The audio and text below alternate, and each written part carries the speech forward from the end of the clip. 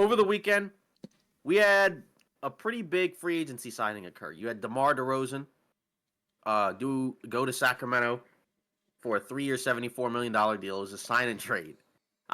and, not one that I would have expected. Obviously, like as it was building up, right, there were reports of him going to Sacramento, right, meeting with Kings brass basically to kind of determine what to do and where to go. We also had a trade that occurred before that where it was Devontae Graham for the Spurs being dumped to the Charlotte Hornets, right, in order to open up cap space, which you could kind of assume was for the Spurs to be able to take a player back. So 3 teams were involved.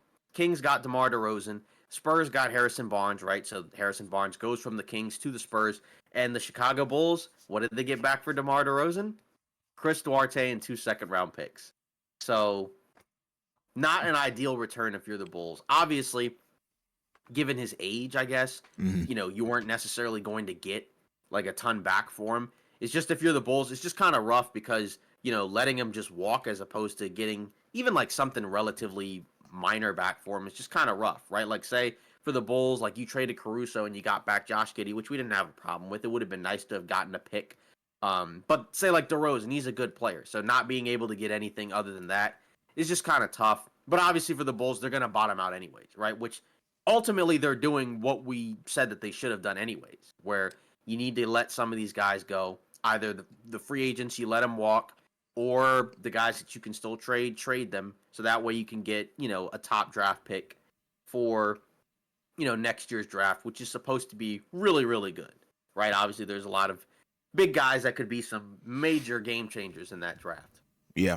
For me, honestly, like, you can't argue that this isn't, a talent upgrade because you look at who the Kings had at that position prior to, acquiring DeMar DeRozan. It's a direct upgrade from Harrison Barnes and whoever else would have been playing the wing alongside him. So I think it's a W for the Kings in that aspect. I think, it just raises more questions about the fit and how you feel about that because now you lose out, I think, on a little bit of perimeter shooting, I guess, in some size. I think Harrison Barnes is a little bit taller than DeRozan, but yeah, and DeRozan is very hesitant on the 3-point shot. We know that. So adding that alongside Fox is kind of skeptical alongside Sabonis as well.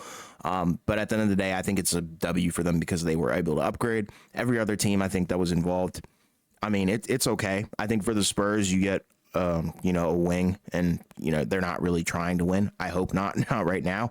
And same with the Bulls, they're kickstarting their rebuild. That's the first domino to fall. I think, hopefully we'll be seeing Zach LaVine be moved or something later on. But yeah, I mean, you can't really hate on this, I think, from any real perspective, if that makes any sense. I mean, again, from the Kings' perspective, you got a player upgrade that's, Yeah.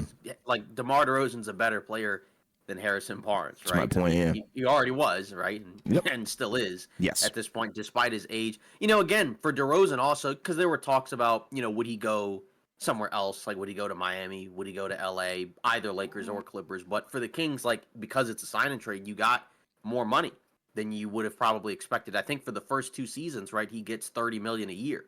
So, yeah, it's pretty dope. Most of the money is within the first couple of seasons, which it's a lot, but if you're the Kings, you'd probably rather have DeRozan than Barnes. But like you said, it is a different type of fit because he's not, he's more of an on-ball guy than Harrison Barnes, right? Yes. And he's also not as good of a 3-point shooter, even though he does shoot well from 3 in the corners, and he's, I guess, a little more comfortable taking threes than he used to be. Yes. But still not a guy that you're really dependent on for, 3-point shooting. But, for the Kings, like, you had some nice moves in the offseason because, you got in DeRozan.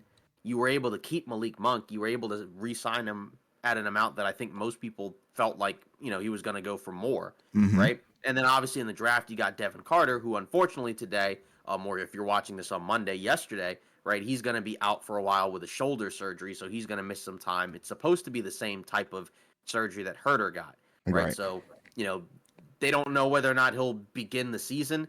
But, again, he's not quite as key to your success as some of the other guys. Like, you need your main guys healthy. And there could be more moves on the way because there's been talks about maybe they might be interested in making a deal to bring in, another forward, like, say, like a Kuzma, or other guys like that. But, again, like, the Kings, like, it should be a better team. It's just, again, the question for DeRozan is, does he have any level of slippage, right? And then, the main thing is for the Kings, their offense wasn't as good last year because 2 seasons ago, right, they were the best offense in the NBA, right? But they were not very good on the defensive end. But last Right. season they took a step back on offense, even though their defense got better. So hopefully, you would hope that the defense doesn't take a huge hit with DeRozan instead of Barnes, which it shouldn't, I guess, because Barnes has not been as good defensively in recent seasons as he was, in previous seasons. And then obviously DeRozan's a much better offensive player than Barnes at this Yeah. point, right? So Yeah. that's where I think if you're the Kings, you should feel good about this move. Does it push them into a contender status? Probably not.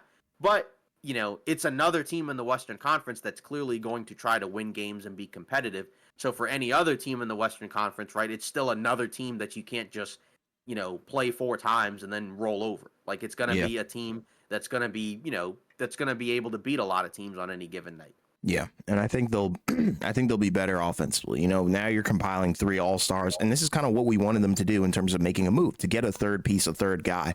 So I think, it doesn't necessarily, like you said, put them in contention for me, but I think it does make me feel better about them going into this next season, especially after the last season that they had. So like you said, they'll be better. And you're also probably hoping that Keegan Murray takes not necessarily a leap, but gets better. Right. So, I think the starting 5 is going to be legit for this squad. Exactly. I think that's how you have to look at it. It makes the team better. It's an improvement. How much of an improvement is it? We'll have to see. Right. But at the very least, like you said, it makes you feel better about what the Kings have been able to do this offseason because they had a good draft, and so far they've had a good offseason in terms of like free agency and trades. Absolutely.